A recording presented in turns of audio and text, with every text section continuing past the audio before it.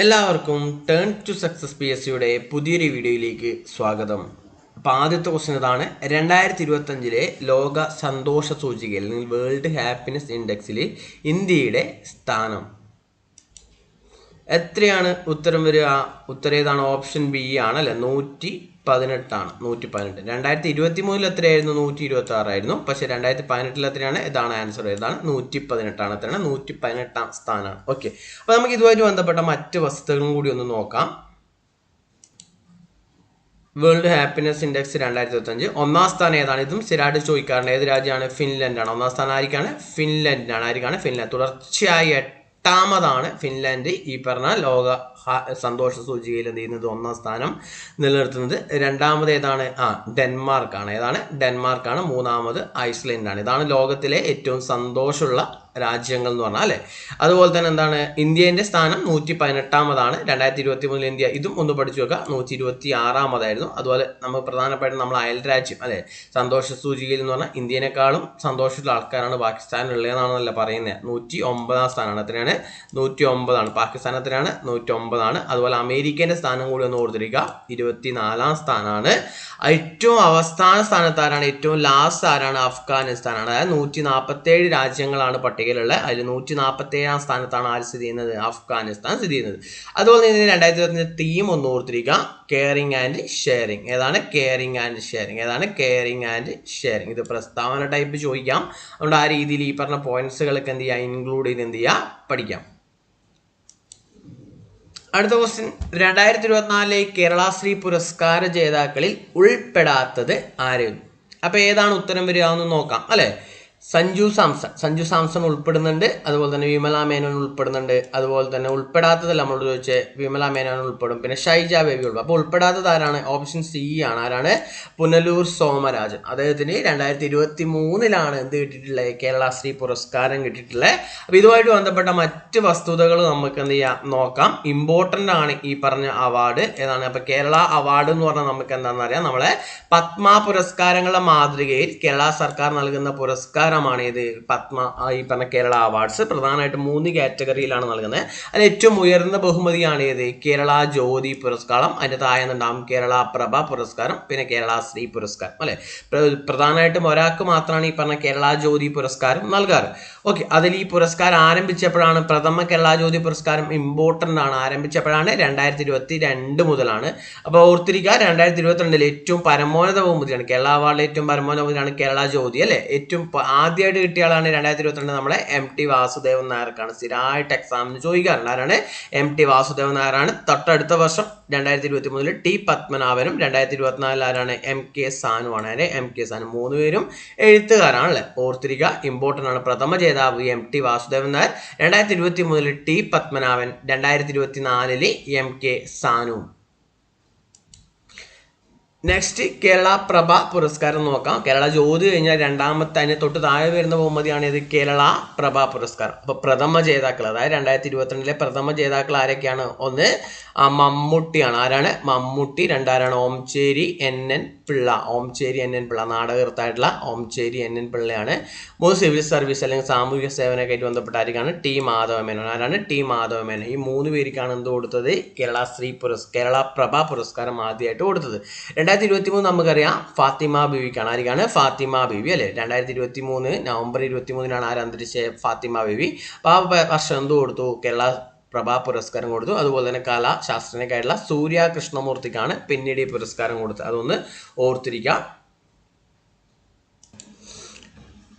പിന്നെ ഫാത്തിമ ബീവിനെ പറ്റി പറയാൻ നമുക്ക് ഒരുപാട് കാര്യങ്ങൾ നമ്മൾ പഠിക്കണ്ടല്ലേ. എന്താണ്? ജീവചരിത്രമാണ്. നീതിയുടെ ധീര സഞ്ചാരം അല്ലെ, ധീര സഞ്ചാരം. അതുപോലെ തന്നെ എന്താണ്? ഒരുപാട് പദവികൾ വഹിച്ചിട്ടുണ്ട് അല്ലേ. എന്താണ്? സുപ്രീം കോടതി ജഡ്ജിയായ ആദ്യത്തെ വനിതയാണ്. 1989 സുപ്രീം കോടതി ജഡ്ജി ആവുന്നത്. അതിനുശേഷം നമ്മുടെ എന്താണ്? മനുഷ്യാവകാശ കമ്മീഷൻ അംഗമായിരുന്നു. കേരള പിന്നോക്ക വിഭാഗ കമ്മീഷന്റെ പ്രഥമ അധ്യക്ഷയായിരുന്നു. അതുപോലെ തന്നെ തമിഴ്നാട് ഗവർണറായിരുന്നു 97 മുതൽ 2001 വരെ.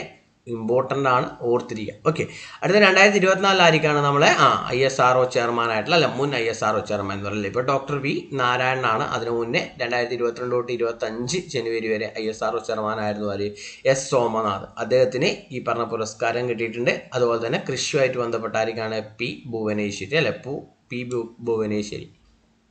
അപ്പോൾ നെക്സ്റ്റ് എന്താണ് കേരള ശ്രീ പുരസ്കാരമാണ്. കേരള ശ്രീ പുരസ്കാരം 2022 പ്രഥമ ജേതാക്കളാണ് പറയാൻ. 2022 പറഞ്ഞാൽ പ്രഥമ ജേതാക്കളാണ് ഓർത്തിരിക്കുക. ഒന്നാരാണ് ഗോപിനാഥ് മുതുകാട് അല്ലെ, മജീഷ്യൻ ആയിട്ടുള്ള ഗോപിനാഥ് മുതുകാട്. അതുപോലെ ശില്പി ആയിട്ടുള്ള ഏതാണ് കാനായി കുഞ്ഞിരാമനാണ്. ആരാണ് കാനായി കുഞ്ഞിരാമനാണ്. കാനായി കുഞ്ഞിരാമൻ നമുക്കറിയാം ശില്പമായിട്ട് ബന്ധപ്പെട്ട കലയായിട്ട് ബന്ധപ്പെട്ട ആളാണ് അല്ലെ, ശില്പകല. അതായത് ശില്പങ്ങളൊക്കെ PSC ചോദിക്കാറുള്ള ഒരുപാട് ശില്പങ്ങളുണ്ട്. അപ്പോൾ പ്രധാനമായിട്ട് നമുക്കറിയാം മലമ്പുഴയിലെ യക്ഷി എന്ന് പറഞ്ഞ ശില്പം, അതുപോലെ തന്നെ ഈ പറഞ്ഞ ആശാൻ സ്മാരകത്തിൽ തോന്നയ്ക്കൽ ആശാൻ സ്മാരകത്തിൽ ചെയ്യുന്ന വീണഭൂവി ശില്പം, അതുപോലെ ദുരവസ്ഥ ശില്പം, അതുപോലെ മത്സ്യകന്യക, ശംഖുമുഖം, അതുപോലെ തമിഴത്തിപ്പെണ്ണ് അല്ലേ, ചോളമണ്ഡലം കലാഗ്രാമം. ചെന്നൈയിലെ ഈ പറഞ്ഞ KCS പണിക്കർ സ്ഥാപിച്ച സ്ഥാപനമാണ് ഇത് ചോളമണ്ഡലം കലാഗ്രാമം. അവിടെ സ്ഥിതി ചെയ്യുന്ന ഒരു തമിഴത്തിപ്പെണ്ണ്. അതുപോലെ തന്നെ പയ്യാമ്പലം ബീച്ചിലെ അമ്മയും കുഞ്ഞും അല്ലെ, പയ്യാമ്പലം ബീച്ചിലെ അമ്മയും കുഞ്ഞും. പിന്നെ മുക്കോല പെരുമാൾ കൊച്ചിയിലുള്ള ശില്പമാണ്. ശംഖ്, വേളി, കടപ്പുറം. ഈ ശില്പമൊക്കെ മറക്കരുത്, ഓർത്തിരിക്കുക, PSC സ്ഥിരമായിട്ട് ചോദിക്കുന്നതാണ്. പിന്നെ അടുത്ത പാട്ടുകാരിയായിട്ടുള്ള ആരാണ് വൈക്കം വിജയലക്ഷ്മിയാണ്. പിന്നെ അതുപോലെ തന്നെ എന്താണ് സാമൂഹിക സേവനം, വ്യവസായം എന്നീ മേഖലയിൽ നിന്ന് കിട്ടിയ ആളാണ് ആര്, ഈ പറഞ്ഞ കൊച്ചൗസേഫ് ചിറ്റിലപ്പള്ളിയാണ്. അതുപോലെ തന്നെ എന്താണ് ശാസ്ത്രം അല്ലെ, ശാസ്ത്രം ആരാണ് MP പരമേശ്വരനാണ്. സാമൂഹിക സേവന ശാസ്ത്രജ്ഞനാണ് MP പരമേശ്വരൻ. അതുപോലെ സത്യഭാമദാസ് ബിജു അല്ലെങ്കിൽ ST ബിജു. എന്താ അദ്ദേഹത്തിൻ്റെ പ്രത്യേകത? അദ്ദേഹം എന്ന് പറഞ്ഞാൽ ഈ പറഞ്ഞ ഇന്ത്യയുടെ തവള മനുഷ്യൻ എന്നാണ് അദ്ദേഹം അറിയപ്പെടുന്നത്. ഇന്ത്യയുടെ തവള മനുഷ്യൻ, ഫ്രോഗ് മാൻ ഓഫ് ഇന്ത്യ. അദ്ദേഹമാണ് ഈ പറഞ്ഞ പശ്ചിമഘട്ടത്തിൽ നിന്ന് നമ്മളെ കേരളത്തിൻ്റെ ഔദ്യോഗിക തവളയായിട്ടൊക്കെ പ്രഖ്യാപിച്ചിരുന്നത്. ഇപ്പോഴത്തെ ആ പ്രഖ്യാപനം മാറ്റിയതാണ് ഈ പറഞ്ഞ പാതാള തവള അല്ലെങ്കിൽ പർപ്പിൾ ഫ്രോഗ് അല്ലെങ്കിൽ മാവേലി തവള അല്ലെങ്കിൽ പന്നിമൂക്കൻ തവള എന്നൊക്കെ അറിയപ്പെടുന്നത്. ഈ തവളനെ അദ്ദേഹമാണ് ആദ്യമായിട്ട് ഈ പറഞ്ഞ എന്താണ് പശ്ചിമഘട്ടത്തിൽ നിന്ന് അദ്ദേഹം കണ്ടുപിടിച്ചത്. അതുകൊണ്ടാണ് അദ്ദേഹത്തിന് ഇന്ത്യയുടെ തവള മനുഷ്യൻ എന്നറിയപ്പെടുന്നത് അല്ലെ. ഈ പാതാള തവളേൻ്റെ ശാസ്ത്രീയ നാമം എന്ന് പറഞ്ഞാൽ എന്താണ്? നാസികാബത്രാക്കസ് സഹ്യാദ്രൻസിസ് എന്നാണ്. നാസികാബത്രാക്കസ് സഹ്യാദ്രൻസിസ് എന്നാണ്. ഓക്കെ, ഇനി 2023 വരുമ്പോൾ സാമൂഹ്യ സേവനത്തിന് അല്ല ആരാണ്? പുനലൂർ സോമരാജൻ എട്ടി. അതുപോലെ തന്നെ ആരോഗ്യം ഓങ്കോളജിസ്റ്റിക് ആയിട്ടാണ് ഡോക്ടറായിട്ടുള്ള ആരാണ്? VP ഗംഗാധരൻ അല്ലെ. പിന്നെ അതുപോലെ വ്യവസായിയായിട്ടുള്ള രവി DC. അതുപോലെ തന്നെ സിവിൽ സർവീസ് മേഖലയിൽ നിന്ന് ആരാണ്? KM ചന്ദ്രശേഖർ.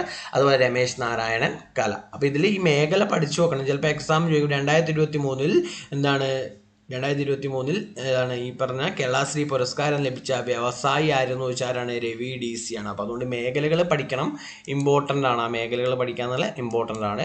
അതുപോലെ ഈ പറഞ്ഞ 2024 ഏറ്റവും ലേറ്റസ്റ്റ് കറണ്ട് അഫെയർ ആയിട്ട് വരുന്ന ഈ പോയിന്റുകളാണ്. ആരൊക്കെയാണ്? 6 പേരാണ്. ആരാണെന്ന്? മോഹിനിയാട്ടം അല്ലെ, മോഹിനിയാട്ടം അല്ലെങ്കിൽ കലക്കാരാണ് വിമല മേനോൻ ലഭിച്ചു. അതുപോലെ എന്താണ്? ഡോക്ടർ TK ജയകുമാർ ആരോഗ്യമാണ്. അതുപോലെ കാലിഗ്രഫിക്കാരാണ് നാരായണ ഭട്ടതിരി. സ്പോർട്സ് എന്ന് കിട്ടിയ ഏക ഇതുവരെ കൊടുത്ത പുരസ്കാരങ്ങൾ സ്പോർട്സിന് കിട്ടിയ ഒരേ ഒരാളുള്ളൂ. ആരാണ്? സഞ്ജു സാംസൺ ആണ്. സാമൂഹിക സേവനത്തിനാണ് ഷൈജ ബേബിയും. അതുപോലെ വ്യവസായമാണ് VK മാത്യൂസും. അപ്പോൾ ഈ പേരുകൾ പഠിക്കുക. ഇതിൽ പെടാത്തത് ആരെന്നൊക്കെ ആയിരിക്കും PSC നേരത്തെ ചോദിച്ച പോലെ ചോദിക്കുക. അതുകൊണ്ട് ഈ പറഞ്ഞ കിട്ടിയ ആൾക്കാരുടെ പേരുകൾ കറക്റ്റ് എന്ത് ചെയ്യുക, പഠിച്ചു വെക്കുക. അടുത്ത ദിവസം ഏറ്റവും ലേറ്റസ്റ്റ് ആയിട്ടുള്ള കറണ്ട് അഫെയർ ആണ്. 2025 ജൂൺ 6 മുതൽ ബാങ്ക് റേറ്റ് എത്രയാണ്? ബാങ്ക് റേറ്റ് 2025 ജൂൺ മുതൽ ഈ MPC മോണിറ്ററി പോളിസി കമ്മിറ്റിൻ്റെ യോഗത്തിൽ എന്ത് ചെയ്തു? ബാങ്ക് റേറ്റിൽ എന്ത് ചെയ്തു? ബാങ്ക് റേറ്റിലല്ല, ആക്ച്വലി റിപ്പോ റേറ്റ് ആണ് ചേഞ്ച് ചെയ്യുക. അതിനനുസരിച്ച് എല്ലാത്തിലും എന്ത് ചെയ്യും? വേരിയേഷൻസ് വരും. ഓക്കെ, അപ്പോൾ ചേഞ്ച് വരുത്താൻ തീരുമാനിച്ചു അല്ലേ. 0.05% എന്ത് കുറച്ചു? റിപ്പോ റേറ്റ് കുറച്ചു. റിപ്പോ റേറ്റ് കുറച്ചിട്ട് ഇപ്പോൾ എത്രയാണ് റിപ്പോ റേറ്റ് വരിക? 5.5 ആണ്. അപ്പോൾ റിപ്പോ റേറ്റിനേക്കാളും കൂടുതൽ റേറ്റ് ആണ് ഏത്? ബാങ്ക് റേറ്റിൽ. അപ്പോൾ എന്താണ് ബാങ്ക് റേറ്റ് വരിക? 5.75 ആണ്. ഓപ്ഷൻ C ആണ് എന്ത് ചെയ്യുക? ഉത്തരം വരിക. ഇമ്പോർട്ടൻ്റ് ആണ് ഈ പറഞ്ഞ ടോപ്പിക്ക്, ഇമ്പോർട്ടൻ്റ് ആണ്. ഏറ്റവും അപ്പോൾ നമ്മൾ അപ്ഡേഷൻ ചെയ്യേണ്ട ഒരു ടോപ്പിക്കും കൂടിയാണ് ഇത്, ഈ RBI നിരക്കുകൾ അല്ലേ. അപ്പോൾ നമ്മൾ ജൂൺ 6 മുതൽ പുതിയ RBI നിരക്കുകളാണ് വരുന്നത്. അതിന് മുന്നേ ചിലപ്പോൾ എക്സാമിന് അതിന് മുന്നത്തെയും ചോദിക്കാം. അതെന്താണ്? ഇപ്പോൾ റിപ്പോ റേറ്റൊക്കെയാണ് 0.05 എന്തായിരുന്നു? കൂടുതലായിരുന്നു. ബാങ്ക് റേറ്റും റിപ്പോ റേറ്റൊക്കെ 0.05 കൂടുതലായിരുന്നു. നേരത്തേക്കാളും ഇതും എന്താണ്? നേരത്തേക്കാളും 0.05 കൂടുതലായിരുന്നു. ഇത് 6ഉം ഇത് 6.25 ആയിരുന്നു. ഈ റിവേഴ്സ് റിപ്പോ ഈ പറഞ്ഞ എന്താണ്? CRR SLR ഒക്കെ സെയിം ആയിരുന്നു. പക്ഷേ MSFും STFും ഇതിനനുസരിച്ച് വേരി ചെയ്യും. ഓക്കെ, അപ്പോൾ നിലവിൽ എത്രയാണ് റിപ്പോ റേറ്റ് എന്ന്? എത്രയാണ്? 5.5%. എന്താണ് റിപ്പോ റേറ്റ് എന്ന് പറഞ്ഞാൽ? RBIന്ന് വായ്പ എടുക്കുന്ന സമയത്ത് RBI വാണിജ്യ ബാങ്കുകളിൽ നിന്ന് ഈടാക്കുന്ന പലിശനെയാണ് നമ്മൾ എന്താ പറയുക? Repo rate. അത് എത്രയാണ്? 5.5%. അതുപോലെ ബാങ്ക് റേറ്റ് എന്ന് പറഞ്ഞാൽ എന്താണ്? RBI വാണിജ്യ ബാങ്കുകൾക്ക് നൽകുന്ന എന്താണ് ഈ പറഞ്ഞ റിപ്പോ റേറ്റ് എന്താണ്? അവിടെ ഈടും അതുപോലെ തന്നെ എന്ത് ചെയ്യണം നമ്മൾ? സെക്യൂരിറ്റി അല്ലെങ്കിൽ ഈട് അതുപോലെ തന്നെ ഷോർട്ട് ടേം വായ്പകളാണ്. പക്ഷേ ബാങ്ക് റേറ്റ് എന്ന് പറഞ്ഞാൽ സെയിം തന്നെയാണ്. RBI വാണിജ്യ ബാങ്കിൽ നിന്ന് ഈടാക്കുന്ന പലിശ തന്നെയാണ്. പക്ഷേ അതിനെന്ത് വേണ്ട? ലോങ് ടേം വായ്പയായിരിക്കും. അതുപോലെ തന്നെ എന്താണ്? അതുപോലെ തന്നെ എന്താണ്? ദീർഘകാല വായ്പയാണ്. അതുപോലെ തന്നെ ഈട് ആവശ്യമില്ല. അതുകൊണ്ട് തന്നെ എന്തായിരിക്കും? അതിൻ്റെ ഇൻട്രസ്റ്റ് എന്തായിരിക്കും? കുറച്ച് റിസ്ക് കൂടുതലാണ് ബാങ്ക് റേറ്റ് ലോൺ നല്ലോണം കൊടുക്കും അല്ലേ. അതുകൊണ്ട് അതിന് ഇൻട്രസ്റ്റ് എപ്പോഴും എന്തായിരിക്കും റിപ്പോ റേറ്റിനേക്കാളും ബാങ്ക് റേറ്റ് എപ്പോഴും എന്തായിരിക്കും കൂടുതലായിരിക്കും. റിവേഴ്സ് റിപ്പോ എന്ന് പറഞ്ഞാൽ എന്താണ്? RBI വാണിജ്യ ബാങ്കുകൾക്ക് നൽകുന്ന പലിശയാണെന്ത് റിവേഴ്സ് റിപ്പോ. അത് കുറവായിരിക്കും അല്ലെ. RBI വാണിജ്യ ബാങ്കിന് കൊടുക്കുന്ന പൈസ അത് എത്രയാണ്? 3.35 എത്രയാണ്? 3.35. അതുപോലെ MSF എന്ന് പറഞ്ഞാൽ എന്താണ്? മാർജിനൽ സ്റ്റാൻഡിംഗ് ഫെസിലിറ്റി അല്ലെ. ഈ റിപ്പോ റേറ്റിനേക്കാൾ കൂടിയ നിരക്കിൽ ഈടൊന്നും വെക്കാണ്ട് വാണിജ്യ ബാങ്കുകൾക്ക് RBI എടുക്കാൻ പറ്റുന്ന വായ്പേനെയാണ് നമ്മൾ എന്താ പറയുക? MSF എന്ന് പറയാം, മാർജിനൽ സ്റ്റാൻഡിംഗ് ഫെസിലിറ്റി. അത് എത്രയാണ്? 5.75%. SDF എന്ന് പറഞ്ഞാൽ എന്താണ്? സ്റ്റാൻഡിംഗ് ഡെപ്പോസിറ്റ് ഫെസിലിറ്റി അല്ലെ. സ്റ്റാൻഡിംഗ് ഡെപ്പോസിറ്റ് ഫെസിലിറ്റി എന്ന് പറഞ്ഞാൽ ഈ പറഞ്ഞ നിക്ഷേപം എന്താണ്? വാണിജ്യ ബാങ്കിൽ നിന്ന് പൈസ ആഗിരണം ചെയ്യാൻ വേണ്ടി RBI എന്ത് ചെയ്യും? അവർക്ക് നൽകുന്ന പലിശ കുറച്ച് കൂട്ടിക്കൊടുക്കും. അതിനെയാണ് നമ്മൾ എന്താ പറയുക? 5.25%. അതിനെയാണ് നമ്മൾ എന്താ പറയുക? Standing deposit facility. അതായത് വാണിജ്യ ബാങ്കുകളിലെ പണം ആഗിരണം ചെയ്യാൻ RBI ഉപയോഗിക്കുന്ന ടൂളാണ് ഇത് SDF എന്ന് പറഞ്ഞാൽ. അത് CRR എത്രയാണ്? 4. SLR എന്ന് പറഞ്ഞാൽ എന്താണ്? 18%. എന്താണ് CR എന്ന് വെച്ചാൽ? ക്യാഷ് റിസർവ് റേഷ്യോ അല്ലെ, കരുതൽ ധനാനുപാതം എന്ന് പറയും. അതായത് എല്ലാ വാണിജ്യ ബാങ്കുകളും എന്ത് ചെയ്യണം? അവർക്ക് ഇടുന്ന വായ്പേൻ്റെ അവർക്ക് ഇടുന്ന നിക്ഷേപങ്ങളുടെ ഒരു നിശ്ചിത ശതമാനം എല്ലാ വാണിജ്യ ബാങ്കുകളും നിശ്ചിത ശതമാനം എന്ത് ചെയ്യണം? അവർക്ക് ഇടുന്ന നിക്ഷേപങ്ങൾ നിശ്ചിത ശതമാനം എന്ത് ചെയ്യണം? RBI എന്ത് ചെയ്യണം? പണമായിട്ട് എന്ത് ചെയ്യണം? സൂക്ഷിക്കണം. ആ ഒരു ശതമാനത്തിനെയാണ് നമ്മൾ എന്താ പറയുക? ഈ CRR എന്ന് പറയുക. SLR അല്ലെങ്കിൽ സ്റ്റാറ്റ്യൂട്ടറി ലിക്വിഡിറ്റി റേഷ്യോ അല്ലെങ്കിൽ കരുതൽ ധനാനുപാതം എന്ന് പറഞ്ഞാൽ എന്താണ്? എല്ലാ വാണിജ്യ ബാങ്കിലും അവർക്ക് ലഭിക്കുന്ന നിക്ഷേപം നിശ്ചിത ശതമാനം നേരത്തെ RBIയിലാണ് സൂക്ഷിക്കണം എന്ന് പറഞ്ഞത്. എന്താണ്? SLR ആണെങ്കിൽ അതേ ബാങ്കിൽ പണമായോ സ്വർണ്ണമായോ ഗവൺമെൻറ് സെക്യൂരിറ്റി ആയിട്ടോ സൂക്ഷിക്കണം. അതിനെയാണ് നമ്മൾ എന്താ പറയുക? SLR എന്ന് പറയുക. അത് എത്രയാണ് വരിക? 18%. അപ്പോൾ ഇതിലൊരു കറണ്ട് അഫെയർ ആണ്. റീസെൻ്റ് ആയിട്ട് വന്നൊരു മാറ്റമാണ്. RBIയുടെ പുതിയ ഡെപ്യൂട്ടി ഗവർണറായി ചുമതലയേറ്റത് ആരാണ്? പൂനം ഗുപ്തയാണ്. ആരാണ്? പൂനം ഗുപ്ത. 4ാമത്തെ വനിതയാണ് അല്ലേ. ഡെപ്യൂട്ടി ഗവർണർ ആദ്യ വനിത എന്നൊക്കെ നമ്മൾ പഠിക്കും. KJ ഉദ്ദേശി എന്നൊക്കെ പറഞ്ഞ് പഠിച്ചാണ്. ഓക്കെ, 4ാമത്തെ വനിതയാണ് ഡെപ്യൂട്ടി ഗവർണർ. ആരാണ്? പൂനം ഗുപ്ത. അതുപോലെ നിലവിൽ RBI ഗവർണർ നമുക്കറിയാം സഞ്ജയ് മൽഹോത്രയാണ്. ആരാണ്? സഞ്ജയ് മൽഹോത്രയാണ്. അപ്പോൾ ഈ പറഞ്ഞ റേറ്റുകൾ ജസ്റ്റ് എക്സ്പ്ലെയിൻ ചെയ്ത് പറഞ്ഞിട്ടുണ്ട്. അത് മനസ്സിലാക്കി വെക്കുക എന്താണ് ഈ ഓരോ റേറ്റുകൾ എന്നുള്ള കാര്യം. അതുപോലെ തന്നെ ഇതിൻ്റെ ഡീറ്റെയിൽ ആയിട്ട് ഒരു വീഡിയോ നമ്മൾ മുന്നേ ചാനലിൽ ചെയ്തിട്ടുണ്ടായിരുന്നു. ആദ്യം നോക്കിക്കഴിഞ്ഞാൽ എക്കണോമിക്സിൽ ഇങ്ങനെ ഒരു വീഡിയോ ചെയ്തിട്ടുണ്ടായിരുന്നു.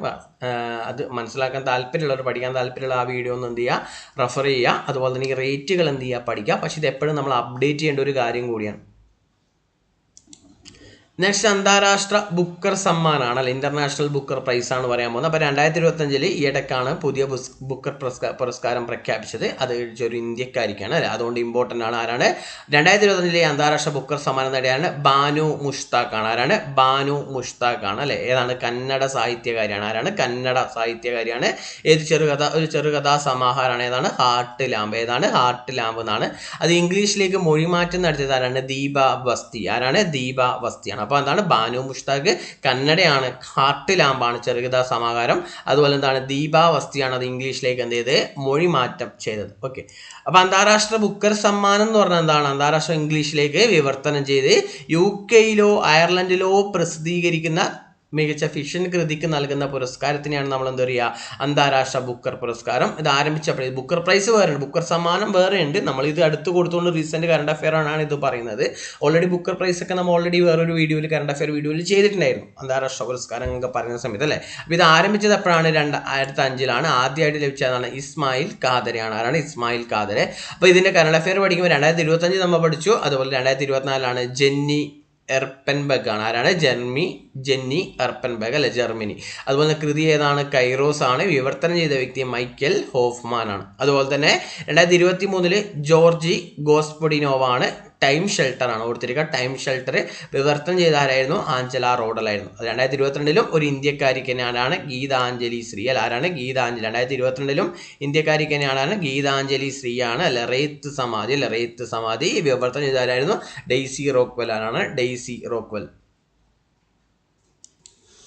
അടുത്തതാണ് ഫ്രാൻസിസ് മാർപ്പാപ്പ അല്ലെ. ഇപ്പോൾ ഫ്രാൻസിസ് മാർപ്പാപ്പ 226ാമത് മാർപ്പാപ്പ. എത്രയാണ്? 226ാമത്. മരിച്ചത് എപ്പോഴായിരുന്നു? കാലം ചെയ്തത് എപ്പോഴായിരുന്നു? 2025 ഏപ്രിൽ 21. അതുപോലെ യഥാർത്ഥ നാമം എന്തായിരുന്നു? George Mario Bergoglio. അതുപോലെ തന്നെ അർജന്റീനക്കാരനാണ്, ഇമ്പോർട്ടൻ്റ് ആണ്. അതേപോലെ യൂറോപ്യൻ അല്ലാത്ത, അത് അർജന്റീനക്കാരനാണ്. അതുവരെയുള്ള എല്ലാ മാർപ്പാപ്പമാരും എന്താണ്? യൂറോപ്യന്മാരായിരുന്നു. അത് യൂറോപ്യൻ അല്ലാത്ത ആദ്യത്തെ പോപ്പാണ് ആര്? ഫ്രാൻസിസ് മാർപ്പാപ്പ 2013 എന്ത് ചെയ്യുന്നത് മാർപ്പാപ്പയായിട്ട് എന്ത് ചെയ്യുന്നത് തിരഞ്ഞെടുക്കപ്പെടുന്നത്. അദ്ദേഹം ഒരു പുസ്തകം ഇമ്പോർട്ടൻ്റ് ആണ്, നമുക്ക് സ്വപ്നം കാണാം അല്ലെ, let's dream the path to a better future. അതുപോലെ ആത്മകഥയുടെ പേരാണ് ലൈഫ് മൈ സ്റ്റോറി ത്രൂ ഹിസ്റ്ററിയും, life my story through history.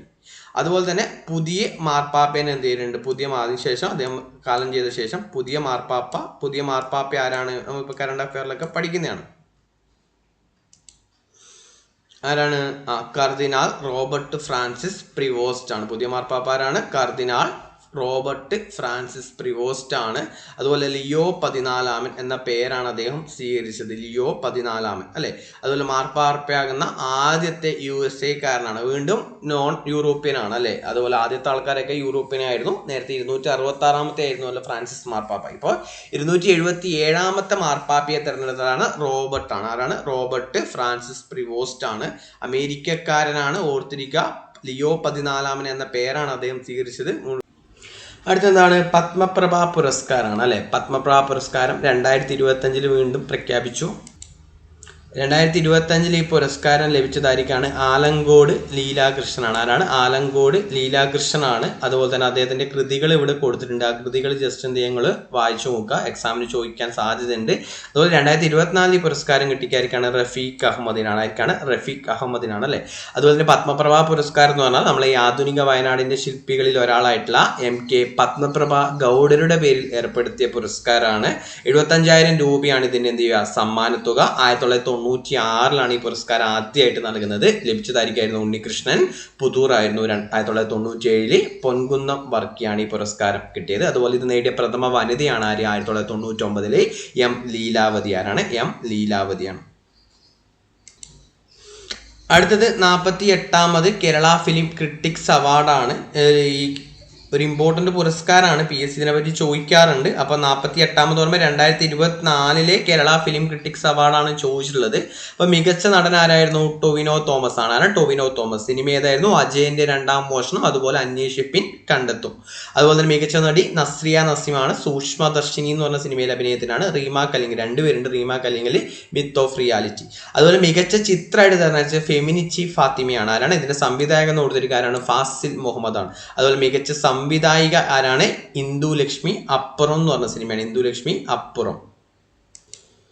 അടുത്തൊരു ക്വസ്റ്റ്യൻ ആണ്, രാത്രി 12 ശേഷം ആരുടെ പുസ്തകമാണെന്നാണ് ക്വസ്റ്റ്യൻ. അതിലോട്ട് പോകുന്നതിന് മുന്നേ നമുക്ക് എന്താണ്, ഈ വീഡിയോ നിങ്ങൾക്ക് ഇഷ്ടമായെങ്കിൽ എന്ത് ചെയ്യുക, ഒന്ന് ചാനൽ എന്ത് ചെയ്യുക, നിങ്ങളൊന്ന് സബ്സ്ക്രൈബ് ചെയ്യുക. ഇഷ്ടമായെങ്കിൽ മാത്രം സബ്സ്ക്രൈബ് ചെയ്താൽ മതി. അതുപോലെ തന്നെ എന്താണ്, നിങ്ങൾക്ക് ഇതിൻ്റെ നോട്ട്സും കാര്യങ്ങൾ PDF നോട്ട്സും കാര്യങ്ങളും കിട്ടണമെങ്കിൽ നമ്മുടെ ടെലിഗ്രാം ചാനലിൽ എന്ത് ചെയ്താൽ മതി, ജോയിൻ ചെയ്താൽ മതി. ടെലിഗ്രാം ചാനൽ ലിങ്ക് ഇതിൻ്റെ ഡിസ്ക്രിപ്ഷൻ ബോക്സിലും അതുപോലെ തന്നെ കമൻറ്റിലും പിൻ ചെയ്തിട്ടുണ്ട്. ടേൺ ടു സക്സസ് എന്നാണ് ചാനലിൻ്റെ പേര്. അതിൽ ഡെയിലി ലൈവ് ക്ലാസ്സസും കാര്യങ്ങളൊക്കെ ഉണ്ടാവുന്നതാണ്. അതുപോലെ തന്നെ നിങ്ങൾക്ക് ഈ വീഡിയോ ഇഷ്ടമായെങ്കിൽ നിങ്ങൾ അഭിപ്രായങ്ങൾ കമൻറ്റ് ചെയ്യാൻ നിങ്ങൾ മറക്കരുത്. നിങ്ങളുടെ അഭിപ്രായങ്ങൾ നിങ്ങൾ എന്ത് ചെയ്യുക, നല്ലതാണെങ്കിൽ മോശമാണെങ്കിൽ അഭിപ്രായങ്ങൾ എന്ത് ചെയ്യുക, കമൻറ്റ് ചെയ്യുക. ഓക്കെ, അപ്പോൾ അടുത്ത ക്വസ്റ്റ്യൻ എന്താണ്? രാത്രി 12 ശേഷം ആരുടെ പുസ്തകമാണെന്നാണ് അല്ലേ. അപ്പോൾ നമ്മൾ ഈ പറഞ്ഞ പേരുകളൊക്കെ നിമ്ന വിജയും എൻ മോഹനും അഖിൽ പി ധർമ്മജൻ എന്നുള്ള പേരുകളൊക്കെ നമ്മൾ ഓൾറെഡി പരിചിതമായിരിക്കും. നിമ്ന വിജയൻ നമുക്കറിയാം, ഏറ്റവും പ്രിയപ്പെട്ട എന്നോട്. അതുപോലെ തന്നെ എൻ മോഹനൻ ഒരിക്കൽ എന്ന് പറഞ്ഞ നോവലാണ്. ലളിതാംബികാന്തന്റെ മകനാണ് ആര്? എൻ മോഹൻ. അതൊന്ന് ഓർത്തിരിക്കുക. Akhil P Dharmajan, Ram care of ആനന്ദിയൊക്കെ എന്താണ് നമ്മൾ പഠിക്കുന്ന PSC ചോദിച്ച സമയത്ത് നമുക്ക് അറിയാം. ഓക്കെ, അപ്പൊ നമ്മൾ വായിച്ച പുസ്തകമൊക്കെ ആയിരിക്കും അല്ലെ. അപ്പൊ ഇതിൽ രാത്രി 12 ശേഷം ആരുടെ പുസ്തകം എന്ന് വെച്ചാലാണ് അഖിൽ പി ധർമ്മജന്റെ പുതിയ പുസ്തകമാണ് ഇത്. രാത്രി 12 ശേഷം. രാത്രി 12 ശേഷം. പൊതുവെ ഈ അഖിൽ പി ധർമ്മന്റെ റാം കെയർ ഓഫ് ആനന്ദിയൊക്കെ സ്ഥിരമായിട്ട് എക്സാമിന് എന്താണ് ചോദിച്ചുകൊണ്ട് തന്നെയാണ് അല്ലെ. അപ്പൊ അതിൽ കഥാപാത്രങ്ങളൊക്കെ ചോദിക്കാറില്ലേ. അപ്പൊ റാം കെയർ ഓഫ് ആനന്ദിയുടെ കഥാപാത്രം നമുക്ക് ഇപ്പം അറിയാം ആരാണ്? റാമും മല്ലിയും ആനന്ദിയുമാണ്. അതാണ് റാം മല്ലി ആനന്ദി അല്ലെ. അപ്പൊ ഈ രണ്ടുപേര് റാമും ആനന്ദിയും കിട്ടും. ഈ മല്ലി എന്ന് പറഞ്ഞ കഥാപാത്രം കൂടി എന്ത് ചെയ്യുക, ഓർത്തിരിക്കുക. ഓക്കെ, അതുപോലെ രാത്രി 12 ശേഷം. രാത്രി 12 ശേഷം പുതിയ നോവലാണ്. അതിലേക്ക് PSC പൊതുവേ ഇപ്പോഴത്തുള്ള ഒരു ട്രെൻഡ് വെച്ചിട്ട് എന്താണ്, പണ്ട് കടൽ തീരത്ത് വെള്ളായ്യപ്പൻ അല്ലെ, ഈ പറഞ്ഞ അപ്പുക്കിളി, രസാക്കിന്റെ ഇതിഹാസം, മായൻ ബീരാൻ, ഉമ്മാച്ചു എന്നൊക്കെ ചോദിച്ച സമയത്ത് ഇപ്പൊ പൊതുവേ ചോദിക്കുന്നത് പുതിയ നോവലുകൾ വന്നിട്ട് അതിലെ കഥാപാത്രങ്ങളെയാണ് മാച്ച് ചെയ്യാനും അല്ലെങ്കിൽ ഡയറക്റ്റ് ഒക്കെ ചോദിക്കുന്നത്. അപ്പോൾ രാത്രി 12 ശേഷം എന്ന സിനിമയിലെ എന്ന നോവലിലെ കഥാപാത്രമാണ് അനസൂയ, സിദ്ധാർത്ഥ്, വനിതാ സേവിയർ, മിലൻ, ശിവഗംഗ. ഇത്രയും പേരുകളൊന്ന് ഓർത്തിരിക്കാം. ഓക്കെ, ഇനി നമ്മളെ ലാസ്റ്റത്തെ ക്വസ്റ്റ്യനിലോട്ട് നമ്മൾ പോവുകയാണ്. ലാസ്റ്റത്തെ ക്വസ്റ്റ്യൻ എന്താണ്? സ്വപ്നങ്ങൾക്ക് ചിറകുകളുണ്ട് ആരുടെ ആത്മകഥയാണ്? 2025 5 അന്തരിച്ച ഒരാളുടെ ആത്മകഥയാണ് ഇത് സ്വപ്നങ്ങൾക്ക് ചിറകുണ്ട്. ആരുടെ ആത്മകഥയാണെന്ന് വെച്ചാൽ ആരാണ്? ഓപ്ഷൻ എ ആണ്. ആരാണ്? KV റാബിയ ആണ്. ആരാണ്? KV റാബിയ. KV റാബിയ അന്തരിച്ചത് 2025 മെയ് 4-നാണ്. അതുപോലെ തന്നെ പ്രധാനപ്പെട്ട ചിലപ്പോൾ ചോദിക്കുക ഏതാണ് മേഖല എന്ന് വെച്ചാൽ സാക്ഷരതാ പ്രവർത്തകയാണ്, സാമൂഹ്യ പ്രവർത്തകയാണ്, എഴുത്തുകാരിയാണ്. ഇമ്പോർട്ടൻ്റ് ആണ്. അപ്പോൾ ചിലപ്പോൾ ചോദിക്കുക 2025 മെയ്യിൽ അന്തരിച്ച സാക്ഷരതാ പ്രവർത്തക ആരാണെന്നൊക്കെ ചോദിച്ചാൽ ആരാണ്? KV റാബിയാണ്. എന്താണ് KV എന്ന് പറഞ്ഞാൽ? കറിവേപ്പിൽ റാബിയ. എന്താണ്? കറിവേപ്പിൽ റാബിയാണ്. 2022 എന്ത് കിട്ടിയിട്ടുണ്ട്? പത്മശ്രീ പുരസ്കാരം കിട്ടിയിട്ടുണ്ട്. ഓക്കെ, അപ്പോൾ ലാസ്റ്റത്തെ നിങ്ങൾക്കുള്ള ചോദ്യമാണ്. നിങ്ങൾ ഉത്തരം കമൻറ്റ് ചെയ്യുക. എന്താണ് ലാസ്റ്റ് ഒരു വീഡിയോ കണ്ടവർ ഉത്തരം കമൻറ്റ് ചെയ്യാൻ മറക്കരുത്. 2025 ഓസ്ട്രേലിയൻ ഓപ്പണിൽ പുരുഷ വനിതാ സിംഗിൾസിൽ കിരീടം നേടിയത് ആരൊക്കെ? അവരുടെ രാജ്യം. അപ്പം നിങ്ങൾ എന്ത് ചെയ്യുക? ഇതിൻ്റെ ഉത്തരം എന്ത് ചെയ്യുക? കമൻ്റായിട്ട് എഴുതുക. ഇതിന് ഓപ്ഷൻ ഇല്ല, നിങ്ങൾക്ക് അറിയുന്ന കാര്യമാണ്. അപ്പം നിങ്ങൾ ലാസ്റ്റ് വരെ വീഡിയോ കണ്ടിട്ടുണ്ടെങ്കിൽ എന്ത് ചെയ്യുക? ഈ കമൻറ്റ് ചെയ്യാൻ നിങ്ങൾ മറക്കരുത്. എന്താണ് കിരീടം നേടിയത് ആരൊക്കെയാണ്? പുരുഷ അതുപോലെ വനിതാ സിംഗിൾസിൽ അവർ ഏത് രാജ്യക്കാരാണെന്ന് എൻ്റെ ബ്രാക്കറ്റിൽ എഴുതാം. ഓക്കെ, വീണ്ടും ഒരു വീഡിയോ ആയിട്ട് എന്ത് ചെയ്യാം? നമുക്ക് നെക്സ്റ്റ് ടൈം കാണാം.